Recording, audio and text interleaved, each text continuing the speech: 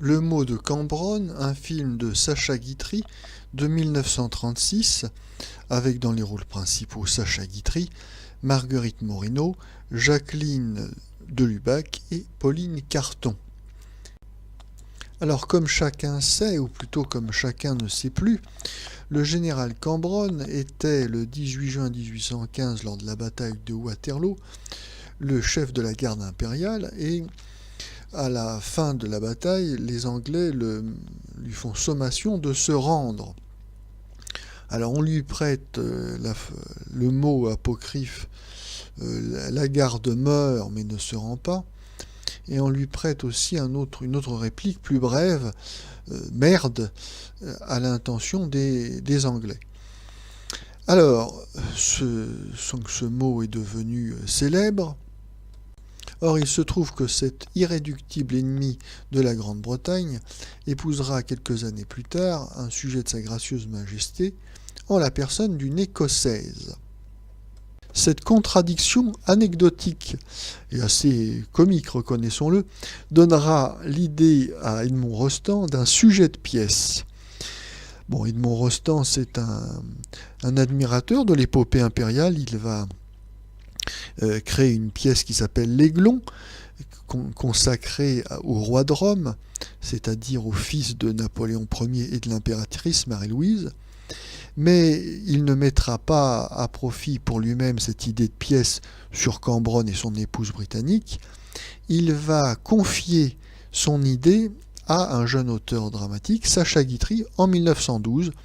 C'est vrai qu'au début de sa carrière, Sacha Guitry fait des courtes pièces en un acte, et donc Edmond Rostand lui dit vous devriez faire une petite pièce comme ça sur un tête-à-tête entre Cambronne et son épouse.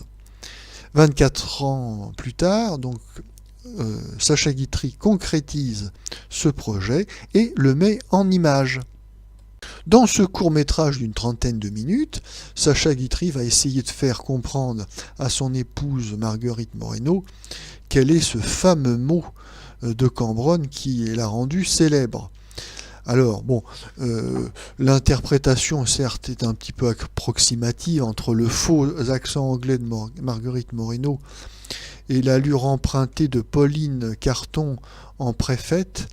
Il faut dire qu'elle a plus l'habitude des soubrettes que des préfètes, mais enfin, bon, c'est visiblement une pièce qui a été vite écrite et puis vite filmée, vite mise en scène, donc il y a un petit côté pas très au point, mais bon, ne boudons pas notre plaisir, c'est quand même une pièce brillante et c'est du Sacha Guitry. Hein. Bon. Même si ce film est un petit peu bâclé, il faut quand même le resituer dans son contexte. L'année 1936 est une année très chargée pour Sacha Guitry, qui va réaliser pas moins de 4 chefs-d'œuvre. Il tourne le Nouveau Testament, le roman d'un tricheur, Mon père avait raison et Faisons un rêve. Alors évidemment, quand on tourne 4 films de cette classe, hein, on peut comprendre que ce petit métrage, ce court métrage, soit un petit peu bâclé.